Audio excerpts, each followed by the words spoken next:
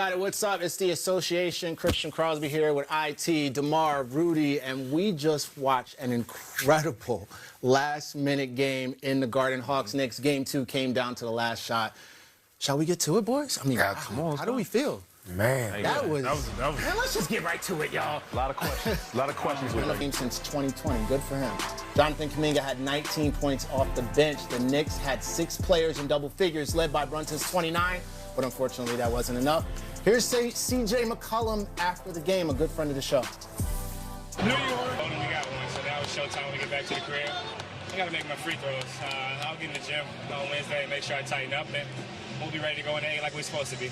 CJ, I saw you say to your guys at the end of this game, it's what I do. It's what I told you.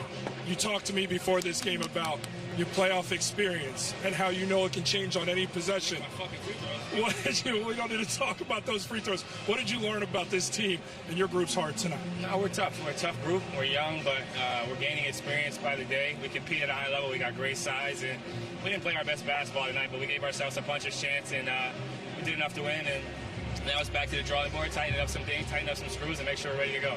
You said now we head back to the A. How does this group feel now going back to Atlanta with serious momentum? Oh, we can't wait.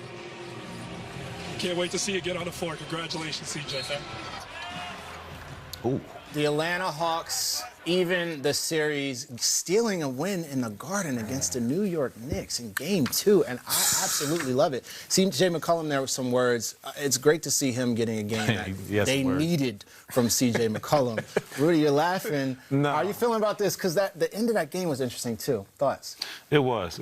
I mean, it's playoff basketball, man. You know, Knicks had a chance, a little bit of mismanagement. They had a timeout, right? I don't think that's a shot they wanted at the end of the game, but that's a shot they got, and they could have made that, but they didn't. But even more than that, I mean, we saw the Knicks break down. They broke down at the end of the game. They've had a problem with that all season, but, you know, on this stage, you wouldn't expect them to break down like that. You know, as far as defense, you don't usually see Nickeil Alexander-Walker, a guy that played excellent defense on Brunson at the end of the game, the guy we said was the most improved player. I mean, it's just, you know, the stars really shine tonight.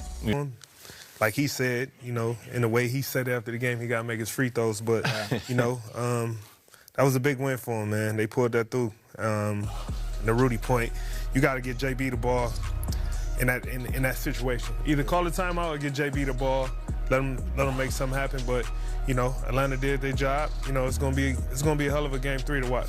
Yeah, the Knicks had 6 players in double digits, still didn't win. Home game. A lot of us were expecting to see the Knicks get the W tonight. Let's be honest with you. IT, you're the Knicks now. What do you do to adjust? What do you do heading back to Atlanta now? It's tough because these games hurt, especially when you lose one on the road. I mean, at home, where you feel like you're supposed to win. They were in control of the game the whole game, except the last minute and a half of the game, and these will change the whole series. I think DeMar said it right early on. The series doesn't start till the road team gets a win. Now you got Atlanta going back to Atlanta. Don't let them get game 3. Yeah. Now they're up 2-1, and the whole series has changed. And that's the only thing I'm worried about with the Knicks. Like, when they hit some adversity throughout the season, they didn't really respond well. And this is one of those games where they got to respond well to hopefully win this series. And if they don't, Atlanta could sneak this series for sure. I mean, where would you say that leadership needs to come from in New York? Rudy, DeMar, who needs to step up? Who needs to shift the energy? Well, I mean, you know, they had every chance to win this game. So I think there's more of the same. I think the lacks of their focus at the end of the game, I'm not sure what that is. They depend on Brunson a lot to get them out of things. I think everybody else kind of has to pick up their play.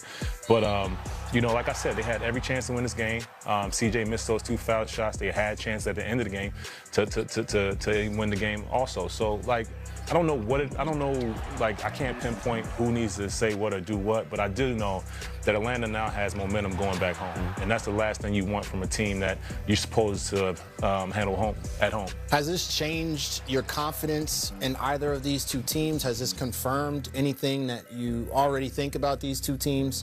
Or is this just simply playoff basketball happening before our eyes? and you don't know what's to come next. I think this is more of just like if you let the foot off the gas, especially supposed to be a favorite to win the championship this year.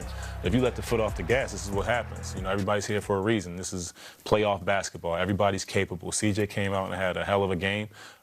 Played, Mikal played great defense, and if you take the foot off the gas, people are going to take advantage of it, and that's what happened tonight. I'm excited to see CJ McCollum at home put on a show and see how that matchup goes. I think this actually might be.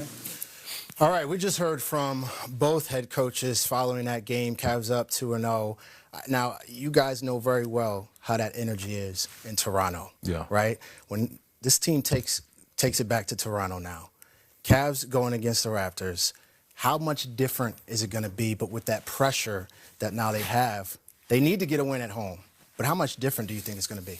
I think it's going to be extremely different. Like I said, those fans, Jurassic Park, fans outside, the energy going into that building, it's going to be live. And I think the team going to feed off that, understand, it's still home court advantage, and they're going to use the fans, the energy, watch film, see all the mistakes that they made, clean up on turnovers. Pretty sure, like I said, BI going to be a lot better. Once those guys see that, they'll be ready to go. They said the biggest struggle was turnovers in this game. Rudy, Isaiah, chime in here a little bit. How do you make that adjustment? How do you make that change when you're playing against James Harden, you're playing against Donovan Mitchell, you're playing against these guys who are playing elite playoff basketball? How do you make that adjustment? Yeah, well, these are two guys that, all-time scorers. Well, James being an all-time scorer, and Donovan eventually will be. So, like, a turnover could turn into, a game-changing play. So, at any point. So, I think going into this next game, obviously, they know if they lose this game, it's pretty much over. They need this win to extend this playoff series. And, no, you have to come in there serious. I mean, and like you said, they're going to have a home field advantage with the crowd and all that stuff. But at the end of the day, you got to go to work. This is a team where they're here for a reason. They know that. They have to go out there and put their hard hats on. R.J. Barrett just sat down for a prep. Some words from R.J. Barrett there. 22 points. Great game for R.J. today. He said he's got to get in the paint more. IT. It's not all physical. Playoffs is mental. If you're coach, you're in that post-round locker room, what are you saying to this team right now? Just to remain confident. I mean, you can see why the things that they're saying, they're just inexperienced. Like they're a young team that haven't really had that playoff experience, especially the main guys.